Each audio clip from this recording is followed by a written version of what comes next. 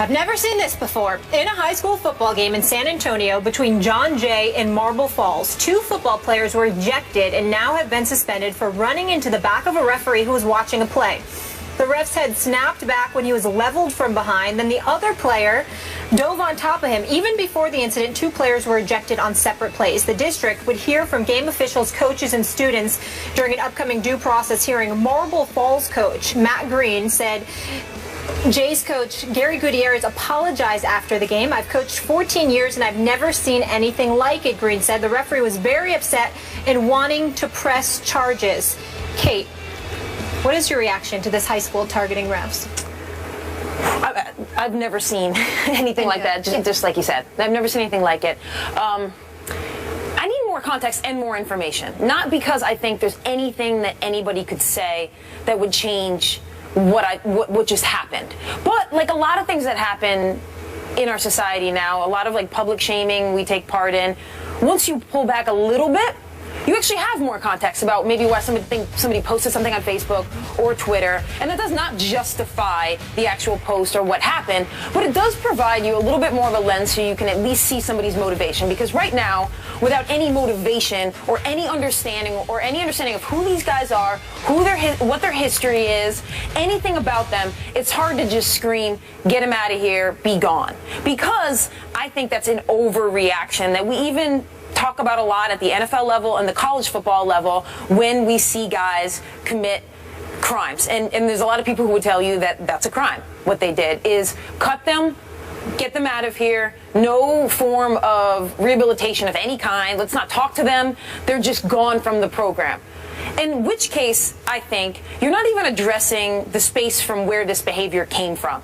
You're simply removing the offenders and saying get out of here and leaving the space as is, which you could say created this. I don't know, and we don't know yet. That's where you need the context.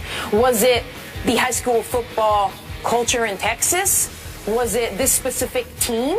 Was this an issue honestly, was this an anomaly? Was it a complete anomaly?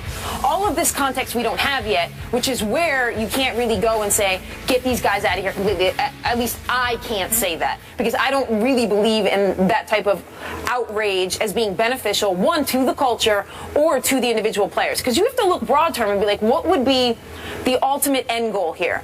One, I would love if 10 years down the line, these players understood a better way to react to things and to resolve situations, rather than just cutting them loose and not learning that at all. And 2, whatever culture and space helped create that behavior has also been changed in some small way.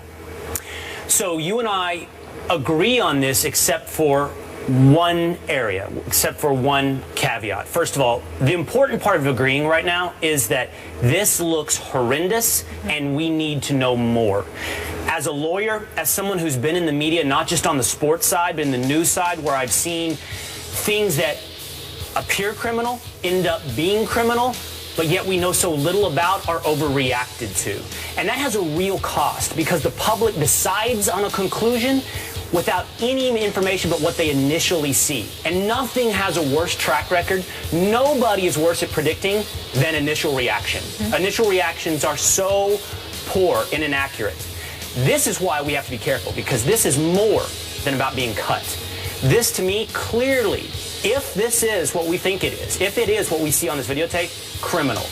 In Texas, there is a law that makes it a crime to assault a sports referee specifically. Now, largely that was designed to stop parents from charging onto the field during Little League games and yelling at refs or touching a ref. But this is even more than that. Those carry potentially 180 days.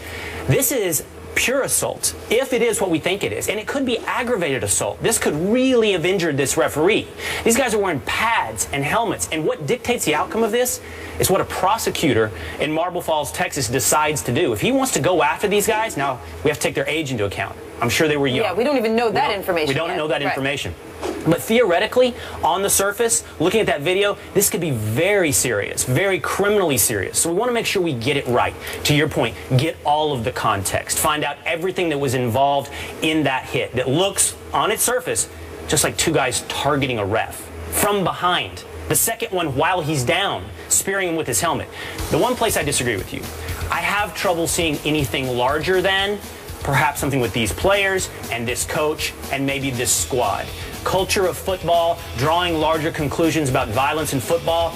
I have a huge amount of difficulty seeing how this could be tied to anything larger. And we have accepted that to some degree. We've accepted that football has a violent culture and creates human beings who are inherently violent in normal society as well. But that's not backed up by statistics. Whether or not it's domestic violence or any other criminal category, when you look at, for example, the NFL versus the rest of society, they under-index. And nobody says this. Nobody draws attention to the fact that the NFL, by and large, are model citizens compared to the rest of society. Doesn't mean there's not aberrations. Doesn't mean there's not bad guys.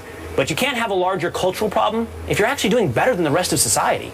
Yeah, but I completely stated beforehand that it's about the information in the context. Absolutely. And we agree on that. So, it's not. If you told me this is an anomaly and we get all of the information and somehow these two guys, independently of anything else, or even decided to do this, or even at the encouragement of their coach, it doesn't indict football at a larger degree, even if their coach said, "Go do this." Right. And I didn't say let's talk about national NFL issues.